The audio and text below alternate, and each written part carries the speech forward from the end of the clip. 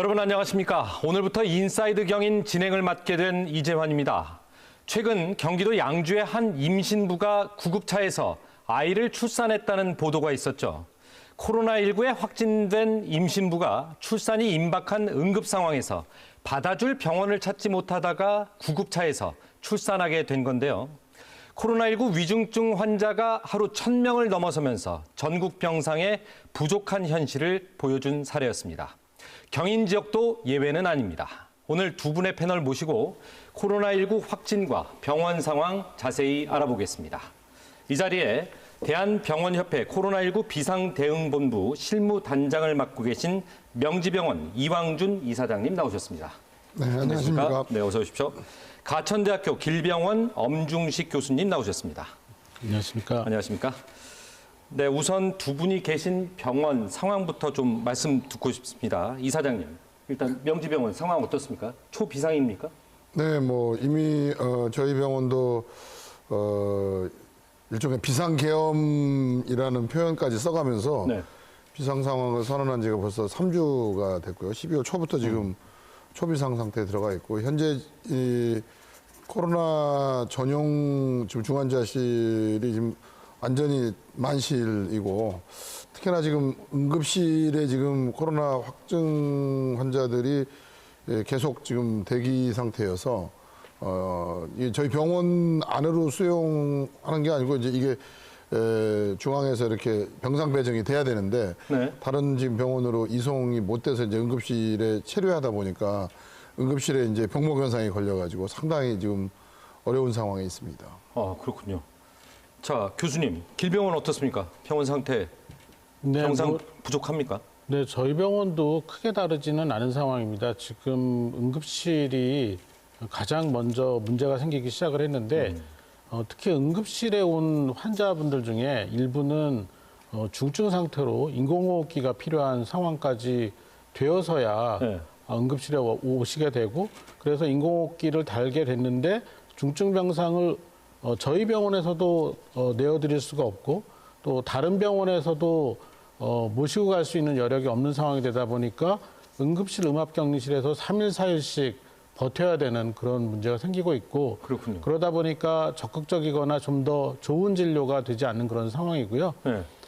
중증병상 23병상을 운영하고 있는데 이 환자가 좋아져서 준중환자실이나 또는 중등증 병상으로 내려가거나 아니면 사망자가 생겨야지 자리가 나오는 그런 상황입니다. 그래서 거의 비지 않고 계속 들어가는 상황에 계속해서 뭐 서울, 경기, 인천의 중환자 병상 요청이 오다 보니까 사실 그 요청을 거절하기가 굉장히 괴로운 그런 상황이고 준중증 병상에서도 중증에 해당하는 환자들 일부가 대기하면서 지금 치료를 받고 있는 그런 상황입니다.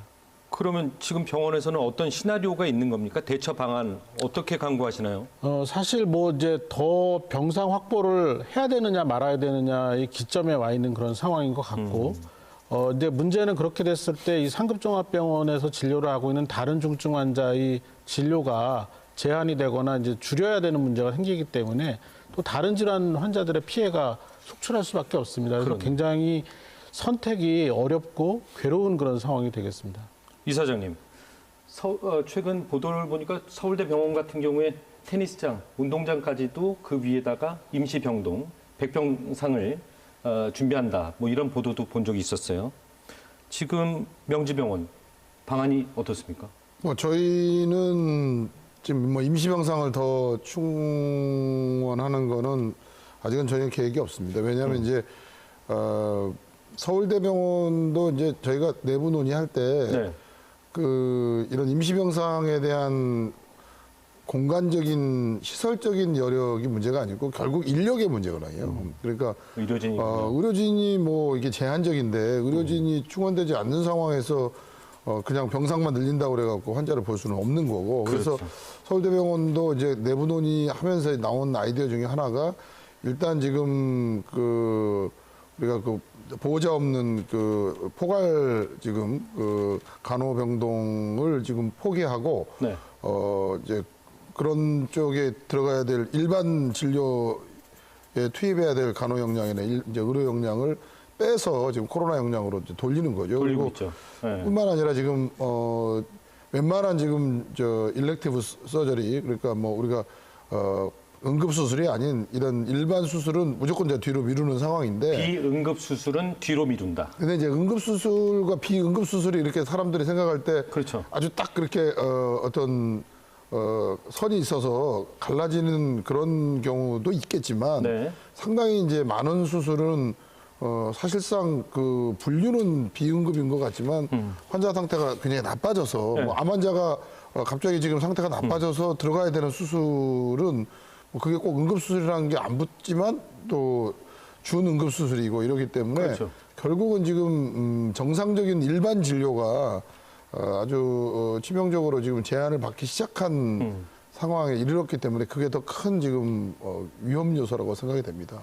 처음부터 이제 위중증 환자에 대한 그 대비 내지는 그거에 대한 역량의 확보라는 거가 전제됐어야 되고 네. 또 그런 측면에서 본다 그러면 하루 10,000명 정도의 환자가 나왔을 때 위중증 환자가 1,000명을 넘어서는 그런 전체적인 시나리오는 어느 정도 예측됐던 이제 상황이라고 생각을 합니다. 근데 네. 이제 그 대목에 대해서 제대로 좀 준비가 되지 못했고 그거가 어느 게 이제 먼저냐 한다고 그럴 때 저희가 의료 역량을 충분히 준비하고 대비한 상태에서 위드 코로나가 이렇게 순차적으로 가기보다는 이게 거꾸로 되는 측면들이 지금 일정한 이제 과정에서 스텝이 꼬이는 그런 이제 병목 현상이 발생하는 과정에 있다고 보여집니다. 네, 위드 코로나 그 얘기는 잠시 뒤에 나누기로 하고요. 엉 교수님, 일상 회복 2달 만에 확진자가 4배, 사망자가 5배가 됐고 위중증 환자가 앞서 말씀드린 대로 1,000명이 넘었어요. 자, 예방 접종률은 낮은 건 아닙니다. 그렇다면 백신 접종 계획 처음부터 뭐가 잘못된 겁니까? 사실 이제 그 3차 접종과 관련된 그 시작 시점이 네. 다소 늦었다라는 그 문제는 있습니다. 그렇지만 우리나라가 초기에 백신 확보와 관련된 여러 가지 문제점이 있었기 때문에 일정 기간 이후에 이제 백신 접종이 빠르게 이루어졌는데 문제는 초기에 접종을 한 고위험군, 특히 요양원, 요양병원 같은 데 계셨던 분들이나 60대 이상의 고령층에 대한 접종은 상대적으로 일찍 끝난 반면에 네. 이분들의 그 항체가 떨어지기 시작하는 3, 4개월 이후에 3차 접종 일정이 빨리 결정이 안 된 부분이 있습니다. 이제 그런 부분들이 이 연령대 또는 그 고위험군에서의 그 확진자 발생이 늘어나는, 그러니까 돌파 감염 사례가 늘어나는 그런 원인이 됐고요. 그렇지만 그럼에도 불구하고 백신 접종자들의 경우에는 위중증 환자 발생이 상대적으로 적은 편이고 우리가 굉장히 그 빠르고 또 높은 그런 접종률 달성을 했지만 60대 이상에서의 미접종자가 여전히 한 100만 명 가량이 남아 있었습니다. 그렇군요. 그러니까 사실 100만 명이 1년 동안에 감염이 된다고 그 산술 평균적으로 계산을 해보면 네. 하루에 3,000명 정도씩 감염돼야 되는 거거든요. 그러니까 이제 이 부분도 어렵게 만든 그런 부분이고 그래서 사실 접종률을 최대한 올려서 위중증 환자 발생 가능성을 최대한 낮춘 상태에서 일상 회복을 시작을 했지만 결국 이런 위중증 환자의 그 발생 비율을 조금 좀 낮게 잡은 점 그리고 거기에 따라서 우리가 중증 환자를 대응할 수 있는 의료 체계를 좀 더 빠르게 보완하지 못한 상태에서 거리두기를 시작한 점은 상당히 좀 아쉬운 점이고요. 근데 사실 저는 더 문제는 우리가 이렇게 예측을 잘못할 수도 있습니다. 왜냐하면 다양한 그런 예측 모델에 의해서 여러 가지 상황 중에 하나를 정부는 선택할 수밖에 없는 거거든요. 그렇죠. 그러니까 예측이 틀렸을 때 또는 다른 상황이 발생했을 때 빠르게 대응을 해야 되는데 이 대응을 전환하는, 그러니까 거리두기로 전환하는 시점이 좀 늦어졌다라는 게 오히려 더 문제가 아닌가 그런 생각을 하고 있습니다. 이사장님, 지금 엉 교수님 말씀대로 거리두기로 바꾸는 시점이 좀 시기를 놓쳤다라는 말씀을 주셨는데, 자, 일상 회복 시행하기 전에 전문가분들 모여서 논의를 했을 거 아닙니까? 그럼에도 불구하고 왜 놓쳤을까요? 뭐 여러 가지 이유가 있겠죠.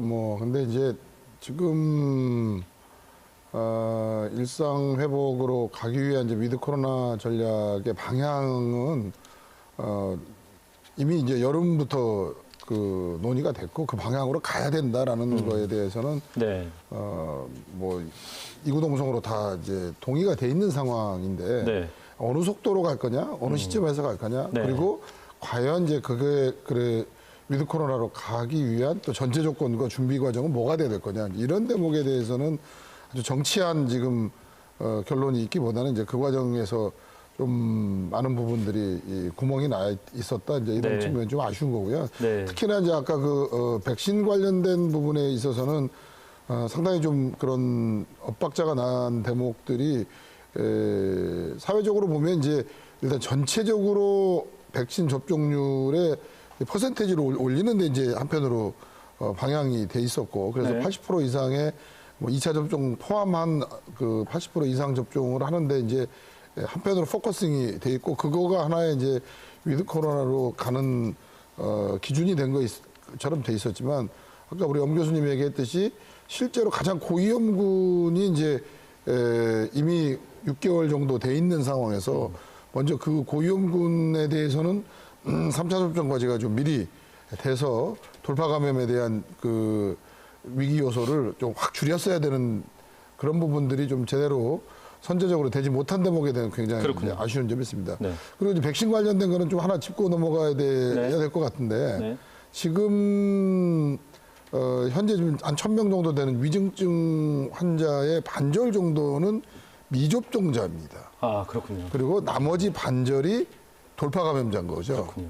그러면 지금 전체적으로 80% 정도의 그 접종률에서 돌파 감염된 부분이 반절이고, 그 20%의 미접종자에서 감염된 분이 반절을 차지하고 있으니까, 실제로 지금 요 통계만으로도 접종을 하게 되면 현재 이 코로나에 지금 이완되는 확률이 4분의 1이라는 거나요. 그렇죠. 그러니까 미접종자에 비해서 돌파 감염이 되는 확률은 4분의 1이라는 거고, 또 이제 상대적으로 지금 그 돌파 감염이 됐을 때의 또 위중증 정도 또는 사망률이나 이런 대목들이 미접종자에 비해서 훨씬 상대적으로 좀 낮은 편이기 때문에, 네. 어쨌든 이 접종에 대한 효과, 백신이 무효하다라든가 백신 무용론이 나오는 대목은 좀 경계해야 될 대목이라고 생각합니다. 하지만 어쨌든 아까 그 우리가 시점으로 보면 지금 4개월 이후에는 상대적으로 이제 항체 효과가 굉장히 떨어지고 면역력이 좀 저하되기 때문에 네. 상대적으로 돌파 감염의 위험들이 굉장히 이제 높다라는 대목에 대해서는 네. 또 저희가 경계해야 될 대목이라고 생각이 되고요. 네, 홍 교수님, 먼저 번에도 이제 개인적으로 대화할 때 확진자가 하루 2만 명 나올 수도 있다, 다음 달에, 이런 말씀도 하신 적이 있었어요. 지금 정부가 거리두기를 다시 강화시켰는데 좀 나아질까요, 상황이?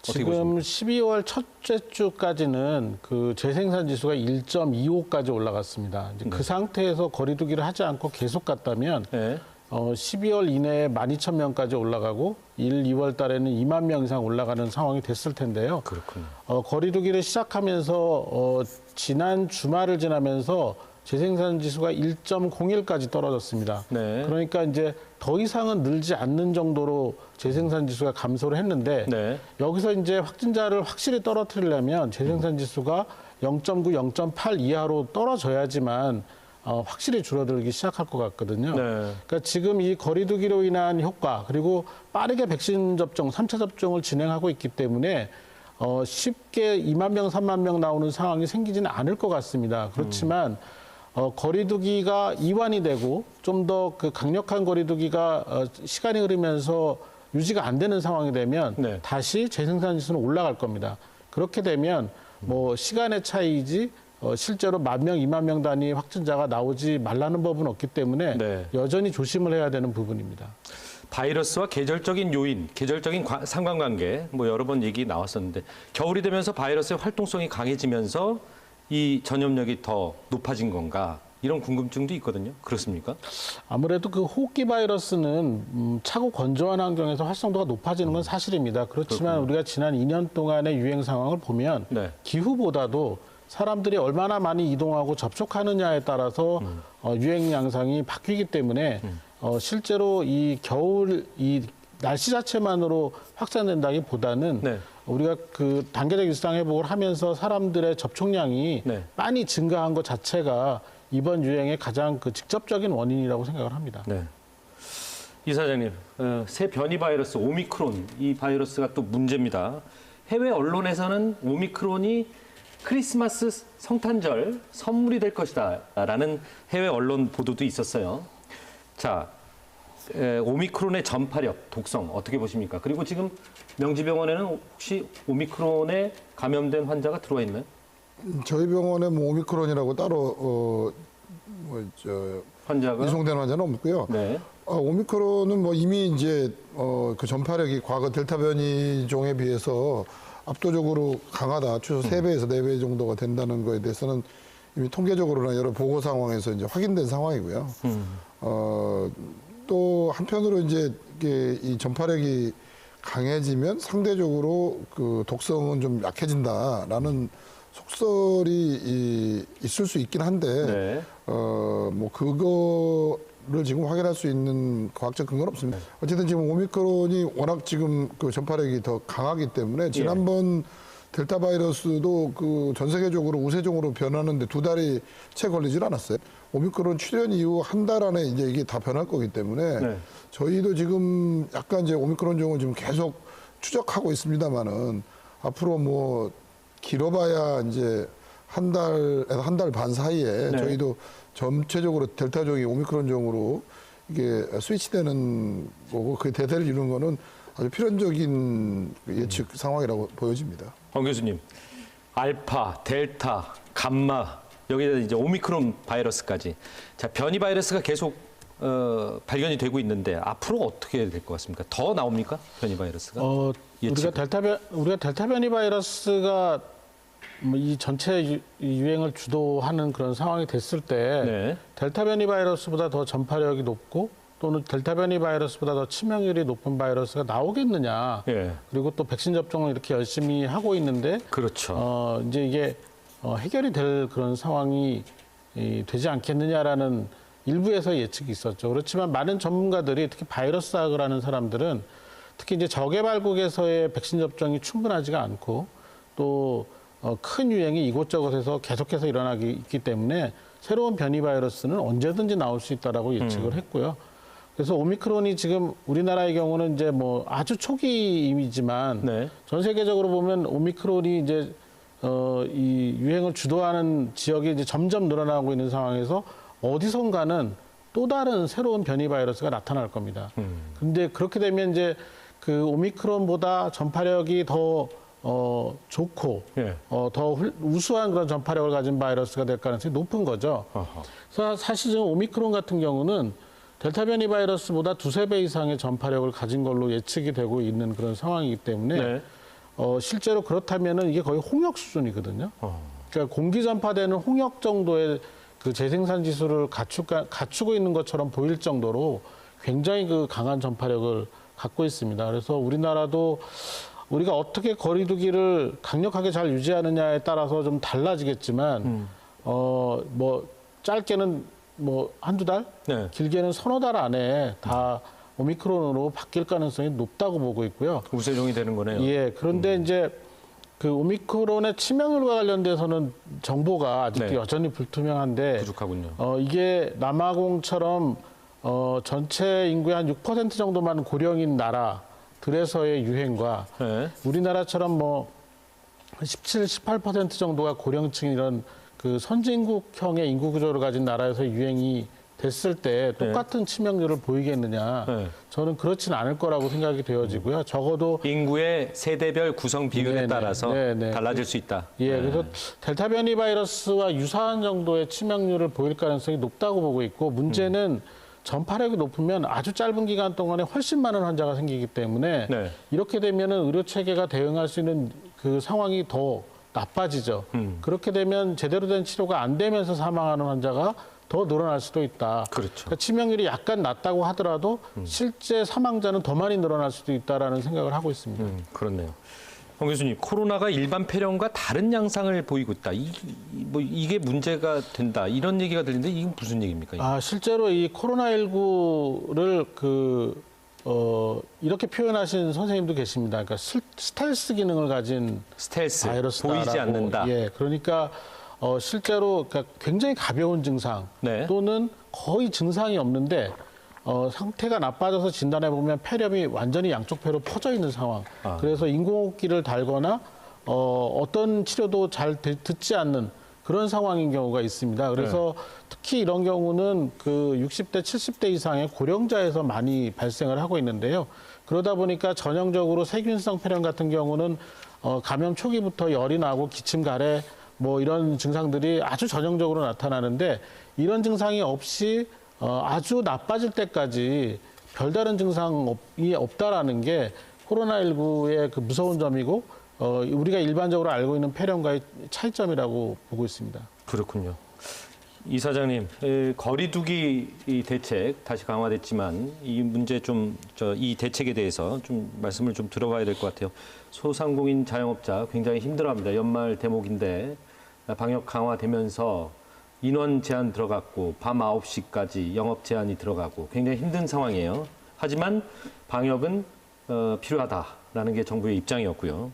자, 말씀 들어보면 엄 교수님도 아까 말씀을 주셨는데 더 강력한 방역 대책 시행해야 된다 이런 말씀이 나오는 것 같은데 더 강력하다면 어느 정도 수준, 필요하다면 어느 정도 수준이다. 글쎄요, 뭐 이게 이 위드 코로나 정책이 갖고 있는 본질적인 이제 문제거든요. 그리고 우리뿐만이 아니고 우리보다 먼저 위드 코로나를 들어갔던 싱가포르나 독일 사례를 보면 나름대로 좀 반면교사를 하는데 위드 코로나를 절대로 한 방에 딱 가서 뭐 연착 요구해서 쭉 가는 경우는 그건 불가합니다. 처음부터 위드 코로나를 그렇게 설계했다면 그 자체가 잘못 오판한 거죠. 그러니까 위드 코로나라는 거는 마치 이게 우리가 큰 전쟁을 치를 때 여러 전투들을 치를 때 어느 전투에서는 우리가 좀 승기를 잡고 밀어붙일 수 있지만 어느 상황에서는 뭐 이 낙동강전선에서 밀려서 후퇴할 수도 있고 그래서 이게 진퇴를 거듭하면서 이제 앞으로 전진해 갈 수밖에 없는 거라는 거를 처음부터 염두에 둬야 되는데 위드 코로나를 너무 낙관적으로 이게 백신 80% 하면 마치 이게 조만간 종식이 되고 그러면 모든 거가 해결될 것처럼 생각하는 어떤 그런 사고의 패턴이 오히려 국민들로 하여금 잘못된 이제 그런 그 판단을 하거나 사인을 주게 되면 오히려 이제 위드 코로나의 정책이 전략적으로 가지 못하고 자꾸 이제 중간에서 이렇게 혼선을 빚게 되는 과정이 될 수 있다고 봐요. 근데 이제 싱가포르 같은 경우는 6월 말에 이제 위드 코로나를 시작을 했고 이미 6월 말에 위드 코로나 정책을 시작하면서 이미 그 당시 한 80% 정도의 그 백신 접종이 끝났습니다. 그리고 대부분 거기는 이제 mRNA 백신을 다 했음에도 불구하고 7월, 8월 돼서 한 2달 되면서부터 이제 엄청나게 이제 환자가 급증을 해서 다시 이제 사회적 거리두기를 두고 8월 말에 한 달 동안 또 이제 굉장히 쪼였습니다. 그래서 9월 초까지 이제 다시 초중순돼서 어느 정도 줄어들어서 다시 이제 또 위드 코로나로 다시 늘렸어요. 그랬더니 다시 한 달 후에 10월 중순 정도, 10월 15일 전후에서는 하루에 5,000명이 나왔어요, 확진자가. 그러면 그 싱가포르이 500만 명 인구인데 하루 5,000명이 10월 중순에 나왔다는 얘기는 우리가 5천만, 우리 10배 인구 아닙니까? 그렇죠. 그러면 우리로 하면 하루에 5만 명이 나온다는 거죠. 하루에 5만 명. 하루에 5만 명까지 다시 코로나 환자가 나와서 또 부랴부랴 또 거기도 또 거리두기를 해갖고 이제 11월 또 한 초중순까지 한 2, 3주 하면서 다시 또 줄어서 다시 이제 트래블 버블을 또 이제 11월 중순에는 또 선언을 하고 또 우리나라하고 트래블 버블을 해서 11월 중순에는 막 싱가포르 관광객들이 우리나라에 오지 않았습니까? 그러니까 이런 식으로 결국은 그 진퇴를 거듭하면서 나아가는 게 위드 코로나의 기본 방향이고 그 과정에서 이제 우리가 감당할 수 없을 만큼 또는 그 확진자 숫자가 폭증하게 되면 또 그 상황에서는 일시적으로 거리두기를 하고 일상활동에 대한 어느 정도의 제재를 하다가 또 좀 풀었다가 또 나갔다가 하는 과정이 앞으로 계속 반복될 거다. 그런 과정이라는 거를 제가 볼 때는 지금 우리가 좀 이제 이해를 하고 터득해야 된다고 보는 겁니다. 그러니까 이번에 그러면 다시 한번 쪼으면 그 다음에는 모든 게 풀어지냐? 또 그렇지 않죠. 또 그래서 하다가 또 좀 좋아지면은 어느 정도는 또 일상적인 상황이 되고 그렇다고 그러면 결국 이런 장기전과 진지전의 관점으로 이 위드 코로나 정책을 수행해야 되고 그렇다고 그럴 때 우리가 이제 몇 가지의 핵심적인 요소들이 필요하다. 네. 첫 번째가 이제 그래서 이렇게 환자가 폭증하거나 늘더라도 의료 시스템이 셧다운되거나 안에 이게 그 병목 현상에 의해서 락다운되지 않게끔 이게 잘 원활한 어떤 의료 역량과 그 내부의 흐름도가 잘 통할 수 있는 시스템을 만드는 게 하나고 그렇군요. 그다음에 이 백신 정책을 그래도 지금 적절하게 잘 활용을 해야 된다. 우리가 지금 쓸 수 있는 무기는 오른손에 백신이 있고 조만간 이제 치료제가 이제 나오고 일상화되면 또 이제 왼손에 이제 치료제를 또 두고 갈 수 있기 때문에 우리가 지금 작년 초에 2년 전에 처음 코로나 상황을 맞을 때하고는 또 전혀 다른 국면이다. 그래서 이 두 가지 무기를 잘 활용하면서 그리고 근본적으로는 의료 역량과 의료 시스템을 제대로 잘 운용하면서 이 위드 코로나를 계속 끌고 가야 된다. 이런 관점이 필요하다고 생각합니다. 이런 생각이 듭니다. 이 다이어트, 살 빼는데도 간헐적 다이어트라는 방법이 있지 않습니까? 그 방법이 소개가 되기도 했는데 그래서 비슷하게 얘기가 나오는 게 엄 교수님, 간헐적 셧다운, 간헐적 봉쇄 뭐 이런 얘기도 나오는 것 같아요. 일정 기간 확 쉬고 또 일정 기간 다 같이 일상 회복으로 돌아갔다가 이렇게 왔다 갔다 필요할 때마다 셧다운하는, 봉쇄하는 그런 정책을 논의가 되는 것 같은데요. 이 방법 어떻게 생각하세요, 교수님? 예, 뭐 그 호주 같은 나라가 이제 그런 방법을 사용을 했던 걸로 기억을 하는데요. 이제 그것도 그 국가 또는 그 지역 사회가 그런 체계가 준비가 된 경우에는 가능할 것 같습니다. 그렇지만 우리가 이렇게 일정한 그 시간 간격을 두고 셧다운을 하고 이럴 수 있는 사회냐 하면 또 꼭 그렇지는 않은 것 같습니다. 그래서 저도 그 이왕준 이사장님 말씀에 정말 동감을 하는데요. 네. 우리가 이거는 그 정해진 싸움이 아닙니다. 그러니까 완전히 정해지지 않은 불확실성과의 싸움이기 때문에 그리고 그 과정에서 경제적 피해와 코로나19로 인한 생물학적 피해의 어느 지점, 균형점을 찾아가는 과정이 위드 코로나거든요. 그러다 보니까 우리가 방역을 완화하고 일상회복을 할 때의 조건, 그리고 그걸 다시 멈춰야 될 조건을 정해놨다면 네. 그 정해진 지점에 다다랐을 때는 이 뒤돌아보지 말고 그 정해진 그 전략대로 이어져야 된다고 보거든요. 근데 이번에 문제는 단계적 일상회복을 할 때 비상멈춤을 언제쯤 하겠다라는 기본적인 기준이 있었습니다. 그러니까 있었다고요? 예, 중증병상 가동률이나 네. 또는 매일 확진자의 발생 추이 이런 것들에 대한 기준이 있었는데 네. 문제는 그렇게 됐을 때 뭘 어떻게 해야 될지를 사전에 논의를 하지 않았습니다. 그러다 보니까 이제 그런 논의를 하는 과정에서 또 1, 2주가 지나가 버리고 그렇죠. 그러면서 이 거리두기의 시점을 조금 그 놓친 그런 느낌이 들거든요. 그래서 앞으로는 계속 반복될 상황이기 때문에 우리가 치료제 부분도 그렇고 이런 사회적 시스템이 단계적 일상회복을 하더라도 코로나19의 그 유행의 진폭을 늘리지 않는 그런 변화를 계속해서 추구하면서 조금씩 일상회복의 그 수준이나 범위를 더 넓힐 수 있는 여건이 마련이 되면 좀 더 길게 가져가고 또 상황이 그렇게 되지 않으면 빠르게 강력한 거리두기로 단시간 내에 상황을 정리정돈할 수 있는 그런 여유를 다시 갖는 그런 전략을 네. 반복하는 그런 정책 또는 전략을 세워야지만 네. 될 것 같습니다. 그리고 그거를 국민들한테 이해시키고 그 과정에서 나오는 손실이나 이런 거에 대해서는 확실한 보상을 해줄 필요가 있다고 생각을 합니다. 그렇죠. 우리나라의 경우에 좀 아까 그 간헐적 셧다운 할 때 그 셧다운이라는 대목에 대해서는 네.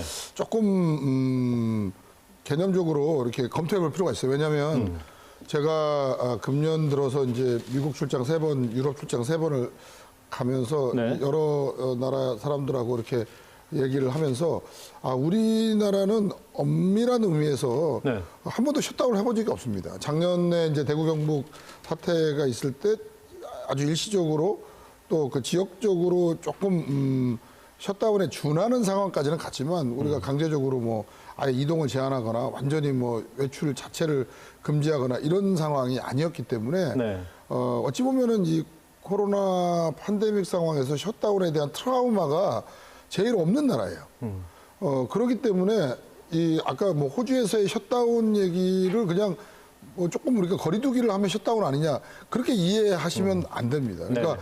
그 선진국들은 정말로 뭐 3주 한 달간을 아예 집에서 나오지 못한 채로 거리의 통행 자체를 완전히 마비시키는 그런 셧다운을 한 거고요. 모든 일상이 멈춰서 버리는 완전히 거군요. 멈춤을 한 거죠. 그리고 그거에 비하면 저희는 한 번도 일상 생활이건 경제 생활이건을 완전 멈춤을 한 적이 없습니다. 상대적 거리두기를 한 거죠. 그래서 우리가 지금 해왔던 이 상대적 거리두기의 정책의 그 연장에서는 그 해외에서 했던 그런 셧다운 정책이나 그런 발상과는 전략적으로 굉장히 같이 하기 힘들다.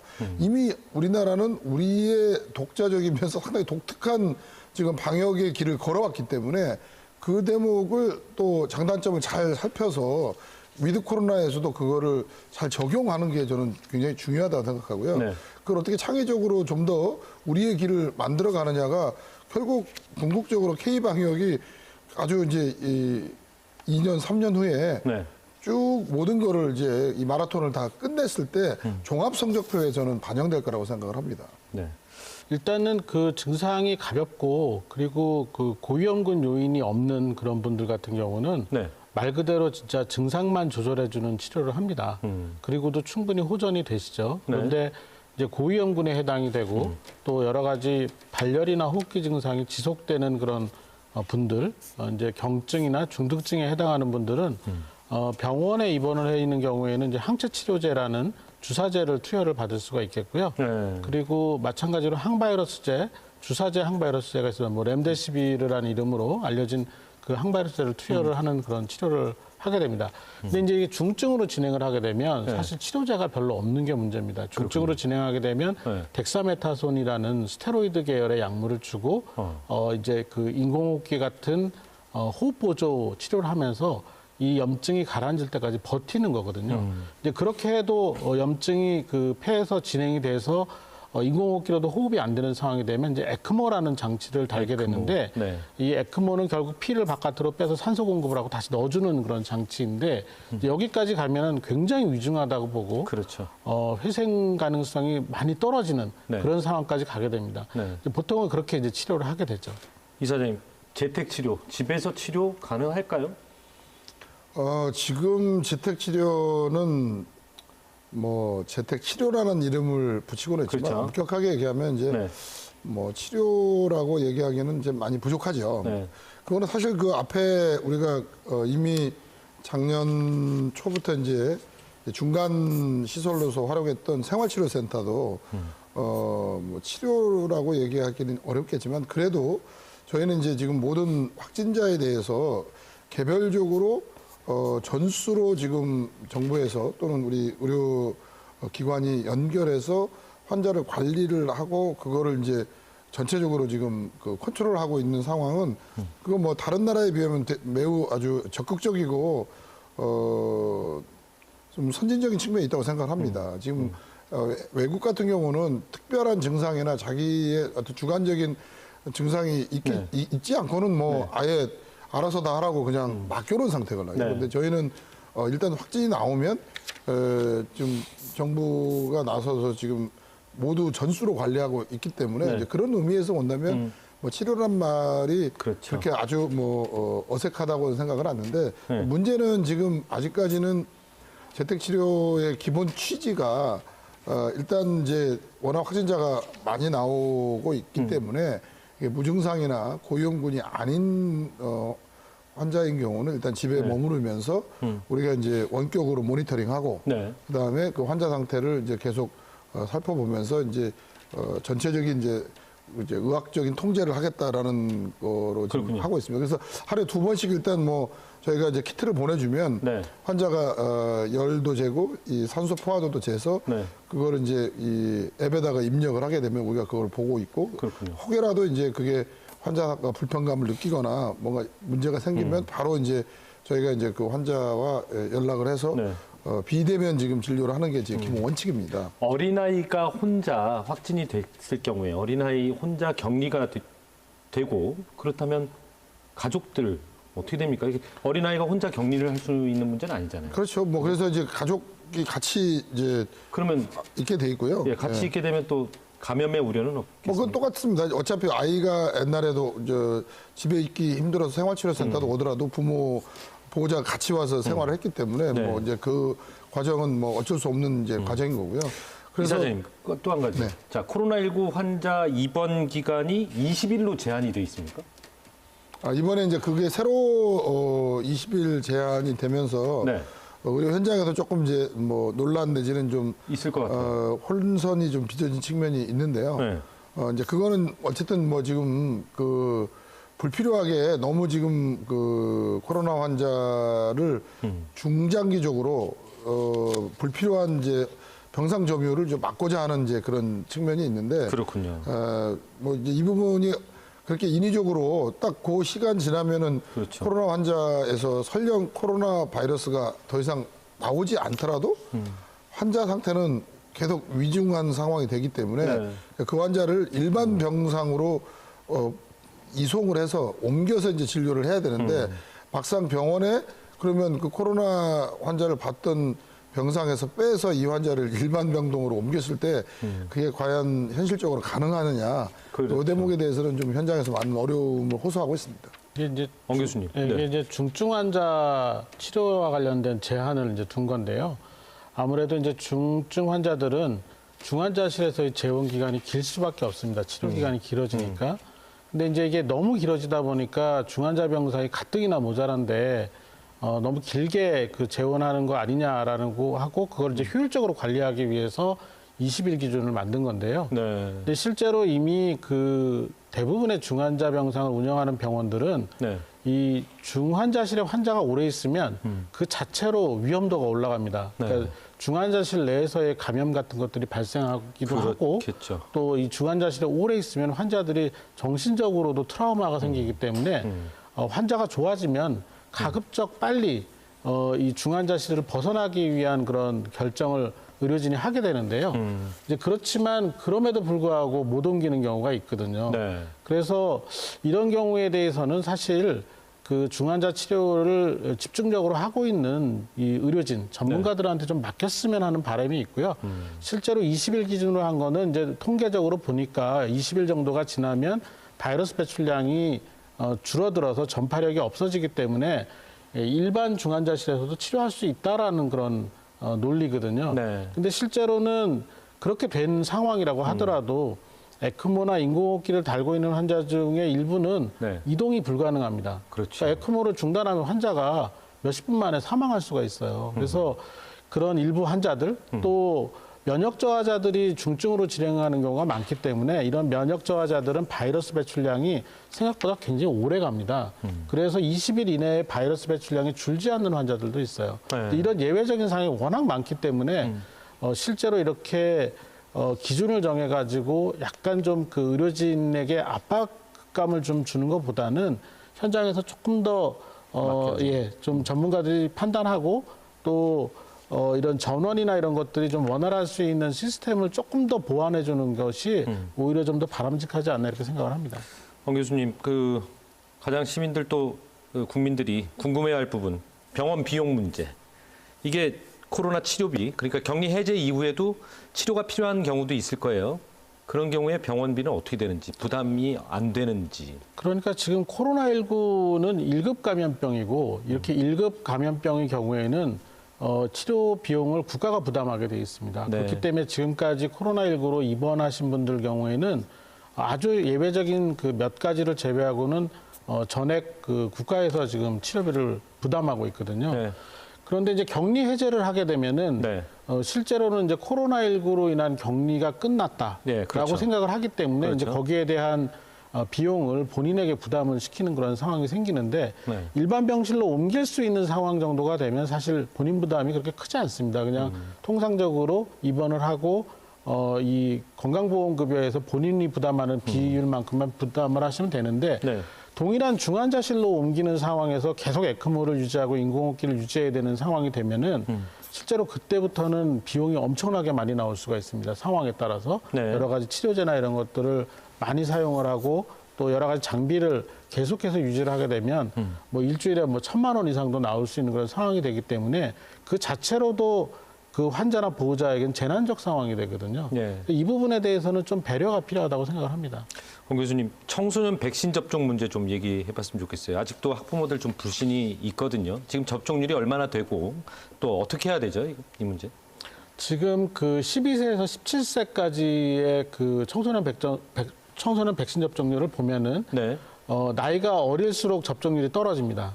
예, 그래서 지금 중고등학생 같은 경우는 뭐 고등학생은 뭐 70% 이상 접종을 굉장히 높네요. 마쳤고 네. 중학생 같은 경우에도 평균적으로 한 50%를 이미 넘긴 상황입니다. 그런데 네. 초등학생들은 아직도 50% 이하의 미만의 그런 접종률이 낮은 그런 상황을 보이고 있습니다. 네. 실제로 이런 10대들에서 아직까지 우리나라에 사망자가 나온 사례가 없습니다. 네. 그렇기 때문에 그런 이유로 이런 의학적 이득이 별로 없는 상황에서 백신 접종을 청소년들에게 강요하는 게 아니냐라고 말씀하실 수가 있는데요. 그런데 실제로 청소년만 감염되어 끝나진 않습니다. 그러니까 청소년과 함께 생활하는 가족, 그 가족들 중에는 조부모처럼 고위험군에 해당하는 분도 계시고요. 또 이 청소년들 중에서도 이 면역 저하 질환이 있는 그런 고위험군이 항상 존재를 하고요. 그렇겠죠. 이런 문제 때문에 전체적인 유행을 조절하는 측면에서 네. 청소년의 접종도 굉장히 그 중요한 부분이고요. 실제로 위드 코로나를 하면서 일부 선진국들, 뭐 영국이나 독일 이런 데서는 그렇죠. 전체 감염자의 60%가 청소년인 경우도 있었습니다. 그래서 해외 독일에서는 사례는 어떻습니까? 그럼 해외 청소년들 접종률. 그러니까 이제 캐나다 같은 경우가 가장 접종을 열심히 하는 나라인데 네. 이미 지난달에 이 12세 이상의 청소년들 같은 경우는 접종률이 80%를 넘었습니다. 굉장히 높네요. 예, 그리고 지금은 5세 이상 접종을 열심히 하고 있거든요. 5살 이상의 접종. 예. 그러니까 캐나다가 어린이들 또 청소년들을 보호하는 의식이나 이런 것들이 낮아서 그렇게 열심히 접종한다고 생각하지 않습니다. 네. 오히려 그런 청소년들이나 어린이들을 더 적극적으로 보호하고 그 어린이 청소년들이 학습권을 계속 유지하고 교육의 그 기회를 계속 보장받는 것들을 유지하기 위해서 그런 선택을 했다고 보거든요. 저희도 우리나라도 이 청소년들의 그 교육 공백이 생기게 되면 이 교육 결손은 나중에 메꿔지지 않습니다. 결국 그런 교육 격차가 맞습니다. 사회적 격차로 이어지기 때문에 그런 장기적인 안목에서 조금 더 접종을 열심히 할 필요가 있다고 생각을 합니다. 그렇습니다. 지금 부스터샷 3차 접종까지 와 있어요. 교수님, 4차, 5차, 6차 계속 되겠습니까? 지금 이스라엘이 그 4차 4차. 접종에 대한 연구를 시작을 했습니다. 네. 아직 결과가 나오진 않았는데 조금 몇 가지 변수가 있습니다. 무엇이냐 하면 이제 백신을 계속해서 반복적으로 동일한 백신을 맞았을 때의 항체 생성이 어떻게 될 것이냐라는 것들이 아직 그 좀 미지수이고요. 또 하나는 지금 그 우리가 사용하는 백신은 흔히 말하는 오리지널 바이러스. 그러니까 델타 변이 이전의 바이러스로 만든 거거든요. 네. 이제 오미크론 변이 바이러스처럼 더 많은 변이를 가진 바이러스는 이 백신에 대한 효과가 줄어들 거고 앞으로 나오는 변이 바이러스는 더 줄 가능성이 있습니다. 그러니까 뭔가 새로운 백신이 오히려 필요한 상황이 아니냐라는 주장이 있거든요. 그러니까 완전히 새로운 디자인의 새로운 백신이 지금은 필요하지 계속해서 동일한 백신을 접종해서 이런 똑같은 그 이득을 얻을 수 있겠느냐라는 그런 회의적인 시각도 있기 때문에 그렇군요. 조금 더 논의와 연구가 좀 필요한 상황입니다. 자, 마지막으로 좀 질문을 드리겠습니다. 현재 의료계에서 어떤 대비책들을 지금 마련해 두고 있는지, 코로나로 인해서 병원 진료 체계에도 재편이 돼야 되는 거 아니냐, 뭐 이런 얘기도 나오고요. 네. 어떻습니까? 이사님 먼저 마무리 좀 발언해 주십시오. 그러니까 이제 작년 이미 우리가 그 봄부터 여름 지나면서 이제 이 코로나 팬데믹이 굉장히 장기화될 수 있고 또 실제로 지금 이제 저희가 시즌 1이 끝나고 시즌 2에 들어섰다고 이제 보여집니다. 이 위드 코로나 상황 자체가 이제 시즌 2이고 시즌 2가 지금 오미크론 변이도 있을 뿐만이 아니고 여러 가지 이제 이게 그 고저를 타겠지만 그럼에도 불구하고 이게 롱테일로 상당히 최소 2, 3년간 뒤로 이게 계속 끌려가는 그런 국면이 예상되고 있기 때문에 이걸 이제 단기적으로 위기 상황이 있을 때만 그거에 대해서 임시 변통으로 대응하고 뭐 또 그때만 또 반짝하니 또 지금 뭐 막 임시로 병상 확충하고 뭐 이 테니스장 위에다가 또 뭐 이 가건물 짓고 이런 상황으로 가서는 안 되고 어쨌든 지금 전체적으로 모든 이 의료기관과 의료 역량을 상설적인 지금 감염 환자를 볼 수 있는 그런 시스템과 또 일반 환자를 진료할 수 있는 시스템에 공존할 수 있게끔 가야 된다. 뭐 소위 이제 일종의 듀얼 트랙 시스템으로 가야 된다는 게 이제 모든 사람들이 이제는 이제 공감하는 그렇군요. 노선인 것 같습니다. 그런데 그야말로 병원의 의료계의 위드 코로나네. 그렇죠. 이제 네. 이 구조적으로 그렇게 가야 되고 또 시스템적으로 뭐 전체적인 인력에 대한 그 역량 배치나 또는 그 자원 활용에 있어서도 이렇게 듀얼 트랙으로 갈 수 있는 구조로 빨리 이제 좀 그런 시스템 패러다임 변신이 있어야만 우리가 네. 앞으로 계속 알겠습니다. 상황을 네. 잘 효율적으로 맞이할 수 있을 거라고 말씀 잘 생각합니다. 들었습니다. 엄 교수님 어떻습니까? 병원 진료 체계 대대적인 개편 이 상황에서. 네, 반드시 필요하고요. 그런데 실제로 우리가 코로나19 이전에 우리나라 의료 체계가 합리적이고 그리고 효율적인 체계였느냐를 보면은 네. 비용적인 측면에서 효율적인 체계이긴 했지만 실제로 그 중환자 진료라든지 이런 특별한 상황에서의 그 재난 상황에서의 이 대비를 보면은 이미 좋지가 않았습니다. 그러니까 선진국에 비하면 중환자 병상의 수준을 보면은 병상도 이렇게 다인실 구조의 그런 병상인데다가 선진국에 비하면 뭐 절반밖에 안 되는 인력으로 중환자들을 돌봐왔거든요. 예. 이제 이런 상황이 되다 보니까 이런 코로나19처럼 더 많은 인력이 필요한 상황이 됐을 때 네. 인력이 부족하고 병상이 부족한 상황이 됐기 때문에 이번 기회에 이 체질 개선을 아예 하는 그런 방향으로 가야 되겠고 그런 과정에서 의료 전달 체계도 개편하고 실제로 이 상급 종합병원 같은 경우는 좀 더 중증의 환자 그리고 이런 신종감염병에 대해서 능동적으로 대응할 수 있는 그런 체계로 체질 개선을 완전히 해야 된다고 생각을 합니다. 알겠습니다. 오늘 말씀 감사합니다. 오늘 인사이드 경인 여기까지입니다. 시청해주신 여러분 감사합니다. 다음 주 더욱 알찬 내용으로 찾아뵙겠습니다. 감사합니다.